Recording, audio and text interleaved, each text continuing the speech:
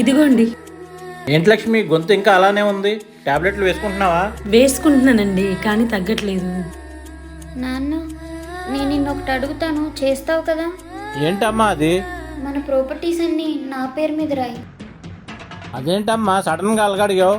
Sudden గా ఏముంది, అవి ఎప్పటికైనా నాకే కదా, అదేదో ఇప్పుడే రాయి. ఏ మొన్నట్లాగా ఎవడైనా నా మీద అటాక్ చేస్తే అవి నీ పేరు మీద రాయకుండా చచ్చిపోతాను అనుకుంటున్నావా? అవేం మాటలండి? ఇదంతా నువ్వు బ్రతుకుండాలని నాన్న.